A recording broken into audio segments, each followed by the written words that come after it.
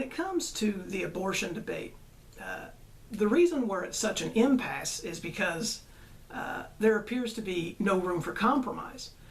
Both sides are dug in, entrenched deep, holding firm to their talking points and their ideological party lines.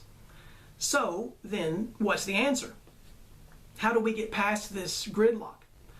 The solution lies in the pro-life movement being willing to readjust their starting point a bit. We must sacrifice a generation of battles in order to win the final war. The idea I'm about to propose is effective on the larger macro legal scale, but also on the micro conversation level. When you find yourself engaged with a pro-choicer in a friendly debate, and they seem to be getting the better of you, perhaps they're more experienced with the pro-choice narrative, or maybe they possess sharper verbal skills.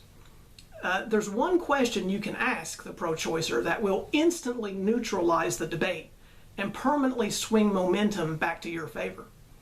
Once you establish this question, you can refer back to it again and again, and the pro-choicer, frustrated, will begin to see that there is no way out. Here it is. Scientists today agree that unborn children are capable of feeling pain as early as 20 weeks of pregnancy. Some studies are beginning to show that this could actually be even earlier. Perhaps by 18 weeks, the unborn child can feel what we would register as pain. Therefore, with this stated, would the pro-choicer at least agree to a compromise? Abortion remains legal in every way, but we implement a law stating that any abortion performed after the 16th week of pregnancy must include, as a requirement before the procedure, the administering of anesthesia, to help dull the pain of dismemberment.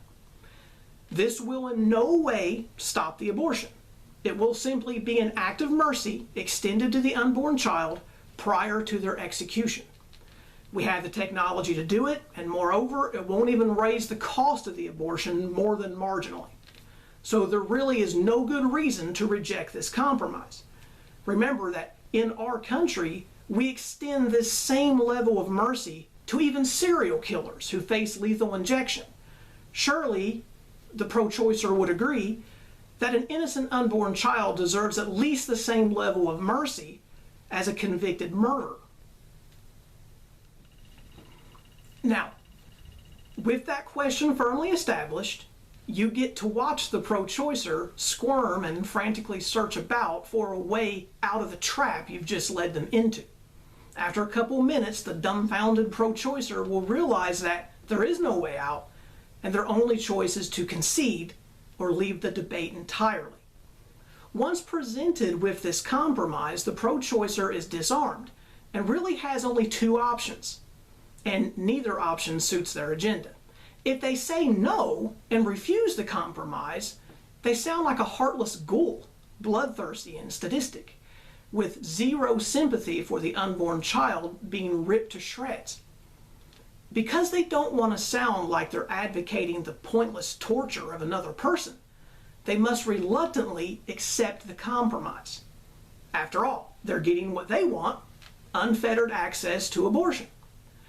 The problem is, the pro-choicer knows that agreeing to this proposal is incredibly risky. It opens up a can of worms they don't want open. Now, the pro-lifer might be saying, well, how does this help us?